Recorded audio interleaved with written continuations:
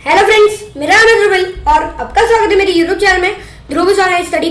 आज मैं आपको बताने जा रहा हूँ standard 7 English medium science August 2021 periodic assessment test, time 1 hour and marks 25। ठीक है, तो एक स्टैंडर्ड 7 क्लास 7 का साइंस का बहुत ही बढ़िया सा पेपर है, इंग्लिश मीडियम का पेपर है पीरियोडिक असेसमेंट टेस्ट का। और ये पीरियोडिक असेसमेंट टेस्ट कौन सी है, तो अगस्त 2021 की है। ठीक है, और ये आपको पेपर पूरा का पूरा पेपर कब खत्म करना है, 1 आवर में आपको पूरा पेपर कंप्लीट करना है। और मार्क्स इसके कितने हैं, 25 मार्क्स। ठीक है, 25 मार्क्स का पूरा पेपर है। तो एक चीज और मैं बता दूं आप लोगों को कि दैट आप लोग इस पेपर का सॉल्यूशन तभी देखना जब आपने पूरा का पूरा पेपर खत्म कर दो, उसके बाद आप उसको सबमिट कर दो अपनी रिस्पेक्टिव स्कूल्स में, और उसके बाद फिर से आके घर पे आके ये वीडियो देखना। मैं ऐसा क्यों बोल रहा हूँ, क्योंकि फिर आपको पता चल सके कि आपके कितने मार्क्स अप्रोक्सीमेटली आ सकती है। ठीक है, तो बिना किसी से चलिए वीडियो को शुरू करते हैं। क्वेश्चन वन हमारा प्यारा सा आइडेंटिफाई मी। यहाँ पे जो सेंटेंसेस दिए गए हैं उसमें से हमें आंसर देना है कि वो कौन सी चीज है। ठीक है, फर्स्ट यहाँ पे this type of teeth is least in mouth. तो और हमने देखे थे 4 टाइप के टीथ देखे थे, 4 टाइप पे। ठीक है, तो 4 टाइप में से कौन से टाइप के टीथ सबसे कम होते हैं अपने मुंह में। ठीक है, कौन से कम होते हैं, तो आंसर हमारा होगा कैनाइन्स होता है सबसे कम होते हैं। ठीक है, और अगर हम देखें अपने मुंह में देखें तो कैनाइन्स तो होते हैं वो सबसे कम होता है। ठीक है, अमाउंट में मुंह बोल रहा हूँ। ठीक है, यहाँ पे क्या there are 6 teeth of this type. ठीक है, 6 टीथ है, 6 टीथ पूरे अपने मुंह में है उसके टाइप के। ठीक है, उस टाइप के टीथ 6 टीथ हैं। ठीक है, तो वो कौन से हैं, मोलार्स। ठीक है, जो मोलार्स है वो 6 टीथ है हमारे मुंह में। ओके, थर्ड देख लेते हैं। थर्ड हमारा है this type of tooth is use to cut the string of the kite. तो ये कहना क्या जाता है दैट ये सारे जो टूथ है, इस टाइप का जो टूथ है मतलब जो टीथ है उस टाइप का।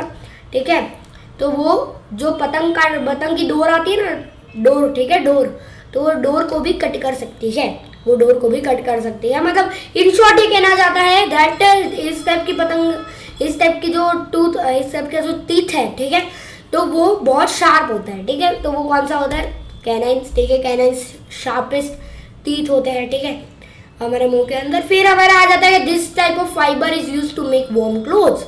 ये तो बहुत सिंपल सा क्वेश्चन है कि ऐसा फाइबर हम जो गर्मियों के जो ठंडी के जो कपड़े होते हैं ना, ठंड के। ठीक है, वार्म क्लोथ, गर्म कपड़े कौन से फाइबर से बनते हैं, ऑफकोर्स वूल से बनते हैं। ठीक है, वूल से बनते हैं वार्म क्लोथ्स। अब यहाँ पे है this type of fibre is soft, lustrous and elastic. तो कौन सा है भाई, सिल्क। ठीक है, सिल्क सॉफ्ट भी है, लस्ट्रस भी है, इलास्टिक भी है।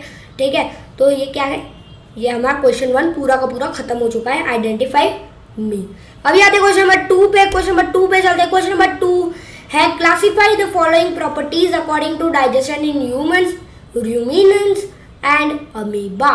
ठीक है, तो यहाँ पे 5 पॉइंट्स दिए गए हैं, 5 पॉइंट्स दिए गए हैं। ठीक है, तो उसमें से हमें निकालना है दैट कौन कौन से जो प्रॉपर्टीज है वो ह्यूमन के अकॉर्डिंग में है, मतलब ह्यूमन डाइजेशन में है। ठीक है, और कौन कौन से जो स्टेप्स है वो ह्यूमनियंस के डाइजेशन में है, और कौन कौन से जो वो क्या बोलते हैं, कौन कौन से जो डाइजेशन है, डाइजेशन प्रोसेस के स्टेप्स है वो अमीबा में है। ठीक है, तो हमें फाइंड आउट करना है। फर्स्ट हम डाइजेशन इन ह्यूमन फाइंड करते हैं। डाइजेशन इन ह्यूमन होता है 2 and 4। देख लेते 2 and 4 क्या है। 2 and 4 डाइजेशन इन ह्यूमंस। ठीक है, ह्यूमंस क्या है that acid is secreted in stomach in this type of digestion. तो हमें ये पता है कि जो एसिड होते हैं वो स्टमक में सेक्रेट होते हैं, मतलब प्रोड्यूस होते हैं। ठीक है, वो कौन सा डाइजेशन होगा, ह्यूमन में होगा। ठीक है, फिर हमारे यहाँ पे absorption is done by villi. ठीक है, विली जो होता है। ठीक है, तो विली हमें पता है कि स्मॉल इंटेस्टाइन में जब वो खाना जब अब्जॉर्ब होता है, ठीक है, तो वो विली से होता है। ठीक है, विली जो होगा वो क्या होगा हमारा वो ह्यूमन प्रोसेस है। ठीक है, ह्यूमन डाइजेशन प्रोसेस है। नेक्स्ट हमारा डाइजेशन इन रूमिनेंट्स। तो यहाँ पे पता है कि ये है हमारा 1 एंड दिस इज अवर 5। ठीक है, तो ये रूमिनेंट्स का है। यहाँ पे हम लोग देख सकते हैं that animals chew the cud in this digestion. ठीक है, जो एनिमल जो होता है वो कण को क्या करते हैं, चबा लेते हैं इस डाइजेशन में। ठीक है, और उसका बाद है cellulose is digested in this digestion. तो ह्यूमन्स के डाइजेशन में ऐसा होता है कि जो सेल्यूलोज भी होता है ना वो भी डाइजेस्ट हो जाता है। ठीक है, सेल्यूलोज भी होते हैं वो भी डाइजेस्ट हो जाते हैं। देखो अभी लास्ट बचा हमारा डाइजेशन इन अमीबा। अमीबा हमारा डाइजेशन क्या है, ये वाला है। ठीक है, amoeba in this digestion food particles are trapped by the pseudopodia. तो ये तो देखो, ये तो हमें डायरेक्टली पता ही चल गया। देखो यहाँ पे वर्ड क्या दिया गया है, सूडोपोडिया। ठीक है, सूडोपोडिया और आपको पता है कि जो अमीबा की जो बाउंड्रीज होती है उसको क्या बोला जाता है, सूडोपोडिया बोला जाता है। ठीक है, तो हमको पता है कि सूडोपोडिया के अंदर फूड पार्टिकल्स ट्रैप हो जाते हैं। ठीक है, पकड़ लेते हैं। सूडोपोडिया जो होता है वो फूड पार्टिकल्स को पकड़ लेता है। ठीक है, तो इस डाइजेशन में सूडोपोडिया पकड़ लेता है। तो क्या होता है, हमें सिंपली पता चल जाएगा कि यार ये तो थर्ड जो है वो तो अमीबा का है। ठीक है, तो यहाँ पे हमारा क्वेश्चन नंबर 2 खत्म होता है। ठीक है, क्वेश्चन नंबर 3 पे चलते हैं। क्वेश्चन नंबर 3 हमारा है draw diagram of human digestive system and name any 3 of its organ. ठीक है, तो क्या करना है, देखो ध्यान से देखना, ध्यान से डायग्राम ड्रॉ करना है। ठीक है, पूरा का पूरा अच्छे से डायग्राम, बहुत ही बढ़िया तरीके से डायग्राम ड्रॉ करना है। उसके बाद कोई भी तीन नाम हमें ले लेना, जैसे ले लिया, देखो ले लिया हमने दैट, पहले तो हमने ले लिया पैंक्रियास। ठीक है, पैंक्रियास ले लिया। तो पैंक्रियास क्या है, यहाँ पे जो है ना, ये ना, ये पैंक्रियास है। ठीक है, तो ये फर्स्ट ले लिया हमने, फर्स्ट ले लिया। सेकंड हम ऊपर जाते हैं, ऊपर हम लोग ले लेते हैं एसोफेगस को। एसोफेगस को ले लेते हैं, एसोफेगस ये है, एसोफेगस ये है, एसोफेगस क्या है, ये एसोफेगस का ले लिया। ठीक है, फिर हम ले लेते हैं लीवर का। लीवर बहुत ही बढ़िया है। ठीक है, लीवर का ले लेते हैं। लीवर ऐसा होता है, 3D में बहुत बढ़िया तरीके से होता है, बट यहाँ पे ये गाल ब्लैडर भी बीच में है तो अच्छे से दिख नहीं रहा है आपको। ठीक है, फिर हम लोग यहाँ पे देख सकते हैं इधर लार्ज इंटेस्टाइन भी बोल सकते हो, स्मॉल इंटेस्टाइन भी बोल सकते हो। ठीक है, और भी बोल सकते हो। देखो सैलिवरी ग्लैंड मत बोला, सलाइवरी ग्लैंड भी बोलते हैं कोई लोग, तो उसको आप मत लिखना क्योंकि वो शायद से आपको कंफ्यूज कर सकता है। बट बक्कल कैविटी आप लिख सकते हो। ठीक है, बक्कल कैविटी आप लिख सकते हो। ओके, तो ये क्वेश्चन नंबर 3 यहाँ पे खत्म होता है। क्वेश्चन नंबर 4 पे चलते हैं। क्वेश्चन नंबर 4 है एक्सप्लेन, पहले तो है आंसर द फॉलोइंग क्वेश्चन। जो क्वेश्चन है उसके आंसर करने हैं। ठीक है, फर्स्ट हमारा है explain the process of digestion in small intestine of humans. ठीक है, तो हमें एक्सप्लेन करना है पूरी प्रोसेस को, डाइजेशन की पूरी प्रोसेस को जो स्मॉल इंटेस्टाइन में होती है ह्यूमंस में। Okay, explain the process of digestion in small intestine of humans. Okay, तो यहाँ पे आंसर यहाँ पे गिवन है दैट, पहले मैं समझा देता हूँ। ठीक है, food containing partially digested starch, partially digested proteins enters in small intestine from stomach. ठीक है, it receives bile secreted from stomach. ठीक है, तो क्या होता है, पहले फर्स्ट पॉइंट लिख देगा, फर्स्ट पॉइंट रीड कर देता हूँ। It receives bile secreted from liver and pancreatic juice from pancreas. तो अब हम लोगों को पता है दैट स्मॉल इंटेस्टाइन एकदम लोअर पार्ट में आता है। ठीक है, लोअर पार्ट में आता है डाइजेशन में, सबसे लास्ट पार्ट में आता है, सबसे लास्ट भी नहीं बोल सकता मैं, बट ऑलमोस्ट सबसे लास्ट पार्ट में आता है। ठीक है, तो क्या होता है कि जो थोड़े थोड़े डाइजेस्ट होते हैं स्टमक में से, जो आते हैं स्टमक में से जो फूड पार्टिकल्स आते हैं तो वो बहुत थोड़े थोड़े डाइजेस्ट होते हैं, मतलब पार्शियली डाइजेस्टेड होते हैं। पहले पार्शियली डाइजेस्टेड स्टार्च भी डाइजेस्टेड होते हैं, फिर पार्शियली डाइजेस्टेड होते हैं प्रोटीन्स भी डाइजेस्टेड, थोड़े डाइजेस्टेड होते हैं। ठीक है, तो क्या होता है दैट स्टमक में से जो बाइल जूस निकला था ना, बाइल जूस पता होगा, आपने पढ़ा होगा, तो बाइल जूस तो निकला था, तो बाइल जो होगा वो स्मॉल इंटेस्टाइन वो रिसीव करेगा। ठीक है, जो बाइल जूस निकला था स्टमक में से। अभी क्या होता है दैट वो जो स्मॉल इंटेस्टाइन है वो सबसे लास्ट में है, तो वो बाइल जूस जो होगा वो लिवर का भी वो लेगा। ठीक है, लिवर का भी वो रिसीव करेगा, साथ में पैंक्रियाटिक जूस भी रिसीव करेगा पैंक्रियाज में से। ठीक है, तो क्या आता है कि लास्ट पार्ट में जो होता है ना, तो उसमें देखो partially digested starch, partially digested proteins, फिर साथ में बाइल जूस जो स्टमक में से, फिर बाइल जूस लिवर में से, फिर पैंक्रियाटिक जूस पैंक्रियाज में से। तो लास्ट पार्ट में होने का ये है। ठीक है, तो सारे जूसेस जो अब तक प्रोड्यूस होते आ रहे हैं और साथ में जो पार्शियली डाइजेस्टेड फूड्स जो है, ठीक है, तो वो सारे स्मॉल इंटेस्टाइन में आते हैं। ठीक है, सेकेंड वन है यहाँ पे both bile and pancreatic juice mix with food. तो क्या होता है जब स्मॉल इंटेस्टाइन में आता है तो बाइल जूस और पैंक्रियाटिक जूस दोनों फूड जो होता है उसमें मिक्स हो जाता है, ठीक है। थर्ड वन है यहाँ पे the bile plays an important role in the digestion of fats, ठीक है। फैट्स नहीं है यहाँ पे, फैट्स नहीं है, फैट्स, ठीक है, फैट्स है। ओके तो बाइल जूस जो होते हैं, बाइल जूस बहुत ही इंपॉर्टेंट रोल प्ले करता है फैट के डाइजेशन में। ओके फिर यहाँ पे है the pancreatic juice acts on carbohydrates, fats and proteins and changes them into simpler forms. तो क्या होता है कि ये जो फैट होते हैं, कार्बोहाइड्रेट्स होते हैं, प्रोटीन्स जो होते हैं वो कॉम्प्लेक्स फॉर्म में होते हैं, मतलब बहुत ज़्यादा कॉम्प्लेक्स होते हैं जिसको हम डाइजेस्ट नहीं कर सकते। बट पैंक्रियाटिक जूस क्या करता है, ये जो कार्बोहाइड्रेट है, फैट्स है, प्रोटीन्स है, उनको कॉम्प्लेक्स में से उसको सिंपलर फॉर्म में कन्वर्ट करता है, ठीक है, उसको सिंपलर फॉर्म में चेंज करता है। ओके फिर तो यहाँ पे देख लीजिएगा the partly digested food now reaches the lower part of the intestine, small intestine, ठीक है। तो हमको पता है दैट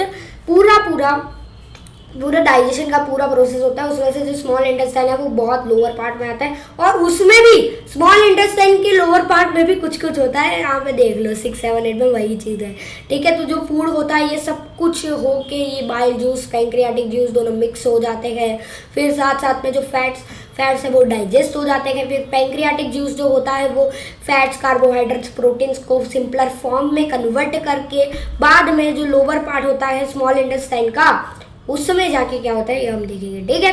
6 यहाँ पे क्या, तो inner wall of small intestine also secrets intestinal juice, ठीक है। तो होता क्या है, द इनर वॉल मतलब अंदर की जो वॉल होती है, ठीक है, 2 वॉल होती है, देखो ध्यान से ऐसे होता है, ठीक है। तो ये क्या होगा, ये आउटर वॉल होगी, आउटर, ठीक है, और ये क्या होगी, ये अंदर वाली, ये इनर वॉल होगी, इनर वॉल, ठीक है। तो कंफ्यूज मत होना, नहीं इनर वॉल सर कैसे, ठीक है, ऐसा कुछ नहीं होगा, ठीक है, इनर वॉल ऐसा, ठीक है। तो इनर वॉल जो होगी स्मॉल इंटेस्टाइन में से वो इंटेस्टाइनल जूस प्रोड्यूस करेगी, ठीक है, सेक्रेट भी करेगी, ठीक है। 7 यहाँ पे देख ले, 7 यहाँ पे क्या, the intestinal juice completes the digestion of all components of food. तो जो इंटेस्टाइनल फूड जो होता है वो पूरी डाइजेशन की पूरी प्रोसेस को खत्म करता है, सारे कंपोनेंट ऑफ फूड जो होंगे वो सारे के सारे क्या हो जाएंगे, डाइजेस्ट हो जाएंगे। हमने देखा था यहाँ पे दैट वो सिर्फ सिंपलर फॉर्म में कन्वर्ट हुए थे, वो डाइजेस्ट नहीं हुए थे, बट इंटेस्टाइनल जूस जो होगा वो उसको डाइजेस्ट कर लेगा। 8 यहाँ पे देख लेते हैं, 8 यहाँ पे लास्ट पॉइंट है, ठीक है, the carbohydrates get broken into simple sugars such as glucose, fats into fatty acid and glycerol and proteins into amino acid, ठीक है। तो क्या होता है, ध्यान से देखना, जो कार्बोहाइड्रेट्स होंगे, कार्बोहाइड्रेट्स का अगर वो उसको सिंपल फॉर्म में डिवाइड कर देंगे, ठीक है, सिंपल फॉर्म में डिवाइड कर देंगे तो वो सिंपल शुगर बन जाएंगे, शुगर मतलब ग्लूकोज ही बन जाएंगे, ठीक है। तो ग्लूकोज जो होगा वो हेल्प करेगा हमारी बॉडी में, ठीक है। फैट्स जो होंगे वो क्या हो जाएंगे, सिंपल फॉर्म में जाएंगे तो वो फैटी एसिड्स बन जाएंगे, ठीक है। फैटी एसिड्स के बाद अब जो ग्लाइसरॉल हम बचेगा, कुछ ग्लाइसरॉल के कंपोनेंट्स बच जाते हैं, तो ग्लाइसरॉल और प्रोटीन्स होंगे वो एमिनो एसिड्स में हमारी हेल्प करेंगे, एमिनो एसिड्स बनकर, ठीक है। तो ये था पूरी डाइजेशन प्रोसेस स्मॉल इंटेस्टाइन में जो होती है, ठीक है। Third digestion of food is completed in the small intestine, ठीक है। यहाँ पे खत्म होता है पूरा का पूरा डाइजेशन प्रोसेस स्मॉल इंटेस्टाइन में ह्यूमंस में, ठीक है। क्वेश्चन नंबर 4 का 1 खत्म होता है, क्वेश्चन नंबर 2 पे चलते हैं 4 का, ठीक है। 2 पे आ जाता है, 2 हमारा explain how plants obtain nitrogen. देखो ध्यान से पढ़ा, ठीक है, ध्यान से देखो कि हमने पढ़ा था दैट प्लांट्स को नाइट्रोजन मिलता कैसे है, प्लांट्स को नाइट्रोजन मिलता कैसे, आखिर पढ़ेंगे, ठीक है अभी। ओके तो rhizobium bacteria lives in the roots of plants. Rhizobium bacteria can take atmospheric nitrogen and convert it into soluble form. Due to this, nitrogen compounds are added in soil and useful as fertilizer. तो क्या है कि rhizobium bacteria होते हैं, राइजोबियम्स जो होते हैं, ठीक है। तो ये जो प्लांट होता है, ठीक है, प्लांट होता है, ठीक है, ऐसा प्लांट होता है। प्लांट के जो रूट्स होते हैं ना उसमें यहाँ पे छोटे राइजोबियम्स होते हैं, राइजोबियम्स अटैच्ड होते हैं, कुछ अनअटैच्ड होते हैं, ठीक है। सॉइल में होता है तो हमें पता नहीं चलता कि राइजोबियम बैक्टीरिया है, बट ये राइजोबियम बैक्टीरिया होते है, ठीक है, राइजोबियम होते हैं, राइजोबियम होते हैं। तो क्या होगा, राइजोबियम होगा तो क्या करेगा, जो राइजोबियम होगा, राइजोबियम जो एटमॉस्फेरिक नाइट्रोजन होगा उसको कन्वर्ट करेगा सोल्यूबल फॉर्म में। पता नहीं चला, ध्यान से देखना क्या होता है एक्चुअली में, कि जो प्लांट होगा वो डायरेक्टली ऐसे वो मतलब क्या इनहेल करेगा और एटमॉस्फेरिक नाइट्रोजन आ जाएगा अंदर, नहीं आएगा, ठीक है, वो नहीं आएगा, उसको सॉल्युबल फॉर्म में कन्वर्ट करना पड़ता है, ठीक है, उसको कन्वर्ट करना पड़ता है सॉल्युबल फॉर्म में, फिर ही वो प्लांट उसको नाइट्रोजन को अंदर ले सकता है। And nitrogen is very useful for plants, ठीक है। तो क्या होता क्या है, जो नाइट्रोजन के कंपाउंड्स होते हैं, नाइट्रोजन के कंपाउंड्स वो सॉइल में ऐड हो जाते हैं, क्योंकि क्या करता है राइजोबियम होता है नाइट्रोजन, एटमॉस्फेरिक नाइट्रोजन को सॉल्युबल फॉर्म में कन्वर्ट करता है। तो फिर जो नाइट्रोजन के सॉल्युबल कंपाउंड्स होंगे वो सॉइल में चले जाएंगे, तो क्या हो जाएगा, रूट्स उनको ऑब्जॉर्ब कर लेगा, ऑब्जॉर्ब करेगा तो क्या हो जाएगा, जो नाइट्रोजन होगा वो उनको सॉल्युबल फॉर्म में मिल जाएगा प्लांट्स को, ठीक है। तो ऐसे राइजोबियम हेल्प करता है। Also you might have seen farmers adding fertilizers rich in nitrogen to the soil. In this way plants fulfill their need of nitrogen, ठीक है। तो क्या होता है, तो हमने ये तो खैर बात कर ली नेचुरली, ठीक है, नेचर की बात कर ली। अभी दूसरा हमारा क्या है कि you might have seen farmers को हमने देखा होगा कि वो फर्टिलाइजर्स ऐड करते होंगे जो नाइट्रोजन में रीच हो, मतलब जो नाइट्रोजन उसमें उसमें बहुत सारा नाइट्रोजन है, ठीक है। जो फार्मर जो फर्टिलाइजर ऐड करता है उसमें अच्छा खासा नाइट्रोजन भरा हुआ है, सॉइल में अच्छा खासा नाइट्रोजन भरा पड़ा है। तो क्या होगा, जो नाइट्रोजन होगा वो सॉल्युबल फॉर्म में होगा ऑलरेडी, ठीक है। तो ये तो हम कर रहे हैं, बाकी जो नेचुरली होता है वो तो राइजोबियम बैक्टीरिया से होता है और बहुत सारे बैक्टीरिया से होते हैं, ठीक है। तो ऐसे होता है, ठीक है। तो in this way plants fulfil their need of nitrogen. तो इसी चीज़ों से नाइट्रोजन मिलता है प्लांट्स को, ठीक है, इसी सारी चीज़ों से नाइट्रोजन मिलता है प्लांट्स को। ओके, तो क्वेश्चन नंबर 5 पे चले। क्वेश्चन नंबर 5 में फर्स्ट वन हमारा है, leaves other than green colour perform photosynthesis how will you test it, ठीक है। तो हमने देखा कि यार देखो एक प्लांट है, ठीक है, ऐसा प्लांट नहीं, देखो ध्यान से देखना, इसको इरेज कर देता हूँ, ठीक है। एक प्लांट है जो फुल ग्रीन कलर का है, एकदम ग्रीन, ठीक है, एकदम ग्रीन कलर का, बहुत ज़्यादा अच्छे से ग्रीन कलर का, ठीक है। फिर हमने ये देखा कि एक दूसरा प्लांट है जो ग्रीन कलर का नहीं है, वो ऐसा कलर का है, ठीक है, ऐसा प्लांट है, ऐसा लीव्स है उसके, ठीक है। तो क्या ये वाला लीव क्या वो, ध्यान से देखना, ये वाला लीव, हमको ये पता है कि ग्रीन कलर, हाँ ये तो क्लोरोफिल है, उसके अंदर क्लोरोफिल होता है ना, green colour, green pigment, chlorophyll, हाँ याद आया, ठीक है, ऐसा आपको होगा, ठीक है। तो क्लोरोफिल होगा, ठीक है। फिर यहाँ पे जो होगा, ठीक है, ये जो कलर का प्लांट है, ये जो कलर के लीव्स है, क्या वो फोटोसिंथेसिस नहीं करते, क्या वो अपना खाना नहीं बनाते? फोटोसिंथेसिस यूज कैसे करते? फोटोसिंथेसिस इसी के लिए यूज करते हैं कि जो प्लांट्स होते हैं वो ऑटोट्रॉफ होते हैं, ठीक है, वो अपना खाना खुद बनाते हैं, तो फोटोसिंथेसिस से वो खाना बना पाते हैं। तो अगर ये प्लांट एग्जिस्ट करता है, अगर ये ऐसा कलर एग्जिस्ट करता है लीव्स में, तो ये खाना कैसे बनाएगा? अगर इसके पास क्लोरोफिल नहीं है, अगर ये फोटोसिंथेसिस नहीं करता तो ये खाना कैसे बनाएगा? ऐसा नहीं होता। सभी कलर के प्लांट्स के पास क्लोरोफिल होता है, साथ साथ में उनके पास वो फोटोसिंथेसिस भी करते हैं, ठीक है। तो हम टेस्ट कैसे करेंगे?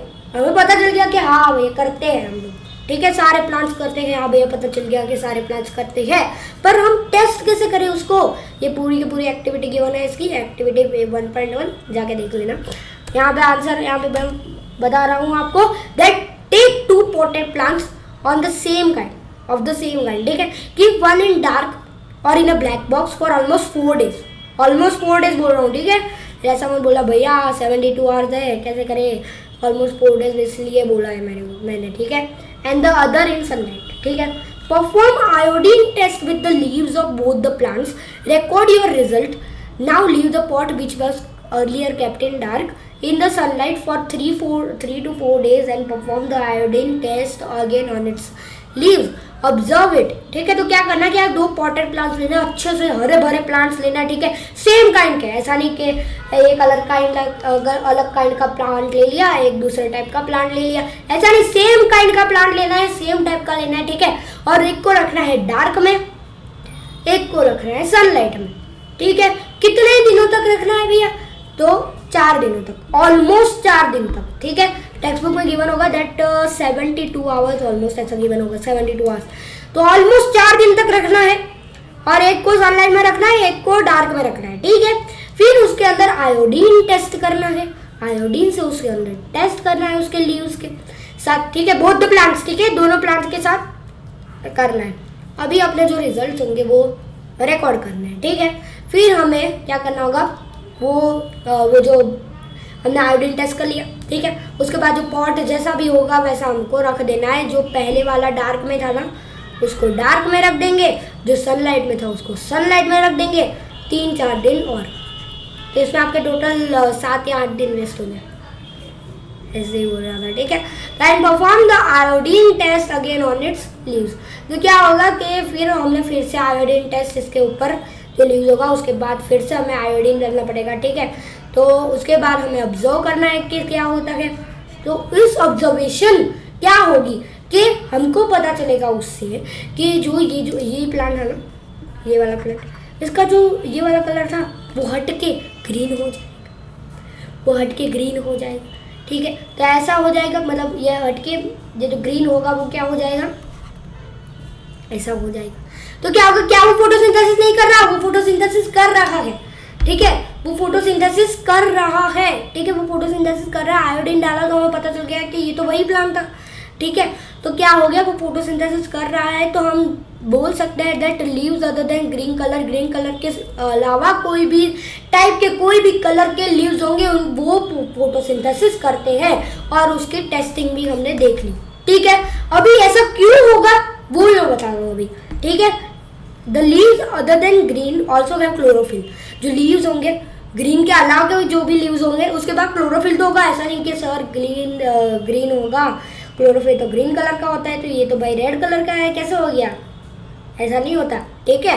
क्या होता है, the large amount of red और brown and other pigments mask the green colour, ठीक है। तो होता क्या है, द लार्ज अमाउंट, बहुत सारे अमाउंट में रेड और ब्राउन और बहुत सारे अलग पिगमेंट्स होते हैं वो ग्रीन कलर को मास्क कर देते हैं। जैसे आप मास्क पहनते हो कोरोना में, ठीक है, मास्क पहनते हो तो क्या होता है, वो आपका जो मुंह होता है आधा मास्क कर लेता है, ठीक है, आधा ढक देता है, ऐसा ही होता है, ठीक है। उसमें भी आपका चेहरा दिखता नहीं, ऐसा तो होता नहीं है, ठीक है, दिखता तो है, ओके। तो यहाँ से आगे यहाँ पे कहते हैं from this test we can determine that leaves other than green colour do photosynthesis. तो इस टेस्ट से हमको पता चलता है दैट लीव्स जो ग्रीन कलर के नहीं भी है वो भी फोटोसिंथेसिस अच्छे से कर पाते हैं, बहुत बढ़िया तरीके से, ठीक है। तो इसमें लास्ट क्वेश्चन पे आते हैं, लास्ट क्वेश्चन ऑफ 5 का बीट सेकंड वन, वो है हमारा write steps to find out how silk is produce. तो हमें स्टेप्स लिख रहे हैं कि भाई सिल्क कैसे बनता है, सिल्क कैसे प्रोड्यूस होता है, ठीक है। Steps to produce silk, steps जिससे सिल्क प्रोड्यूस होता है। फर्स्ट हमारा ये female silk moths lays eggs, ठीक है, फीमेल सिल्क मॉथ वो एग्स मतलब अंडे पैदा करती है, ठीक है, अंडे देती है, ठीक है। उसके बाद यहाँ पे कि we have to put eggs at a suitable temperature for larva to hatch from eggs. अभी कुछ लोगों को नहीं पता कि सिल्क वॉर्म्स जो होते हैं उसका मतलब सिल्क वॉर्म के यंगर वन को, जैसे मैन होता है उसके यंगर वन को क्या बोला जाता है, बॉय बोला जाता है, बॉय बोला जाता है, ठीक है। तो ऐसे ही जो सिल्क मॉथ होता है, सिल्क मॉथ, ठीक है, उसके यंगर वन को क्या बोला जाता है, लार्वा बोला जाता है, लार्वा बोला जाता है, ठीक है, लार्वा बोला जाता है। तो लार्वा को क्या करेंगे, इसे सूटेबल टेम्परेचर में रख देंगे तो क्या हो जाएगा कि जो अंडे हो जाएंगे वो फटाफट से हैच हो जाएंगे, ठीक है। फिर क्या होगा, the larva are kept in clean trays along with the chopped mulberry leaves. तो क्या होगा, जो लार्वा होगा, जो लार्वा एग में से बाहर निकलेगा वो उसको क्लीन ट्रेस में आराम से रख देंगे और जो काटे हुए मलबेरी लीव्स होंगे ना उसके साथ रख देंगे। तो उसके बाद होगा क्या, after 25 to 30 days larva stop eating and start spinning cocoon. तो वो करेगा क्या, जो मलबेरी लीव्स तो थे ना, मलबेरी लीव्स चॉप्ड, जैसे काटे हुए मलबेरी लीव्स, वो 25-30 दिन के बाद खाना बंद कर देगा। उसके बाद वो क्या बनाने लगेगा, ककून बनाने लगेगा, ककून वो बनाने लगेगा और ककून में रहने लगेगा। ठीक है, लास्ट यहाँ पे क्या, that fibres are taken out from the cocoon. तो ये जो क्या होगा, ये ककून बनेगा ना, ये ककून बन जाता है, उसके बाद सिल्क मॉथ जो होंगे वो बाहर निकल जाएंगे, फिर ककून तो वहां पे ही रह जाएगा। तो जो ककून होगा, तो ककून कौन से फाइबर से बनेगा, सिल्क से बनेगा, सिल्क से बना हुआ होगा वो ककून। तो ये जो सिल्क निकलेगा वो ककून से निकलता है, सिल्क मॉथ से नहीं निकलता, ककून से निकलता है। ठीक है, ककून जो होगा वो पूरा सिल्क का बना हो जाएगा, सिल्क का बना होगा तो क्या करेंगे, हम फाइबर्स निकाल लेंगे। ठीक है, तो वो ककून जो होगा वो पूरा का पूरा फाइबर से होता है। वो कौन सा फाइबर, प्यारा सिल्क। ठीक है, हमारा प्यारा सिल्क फाइबर होता है वो। ठीक है, तो यहाँ पे हमारा class 7 science August 2021 periodic assessment test time 1 hour marks 25। ठीक है, तो यहाँ पे खत्म होता है, फुल सॉल्यूशन यहाँ पे मैंने दे दिया है, पूरा का पूरा सॉल्यूशन। तो यहाँ पे हम एंड करते हैं इस वीडियो को। So thank you for watching, please like share subscribe the channel and press the bell icon.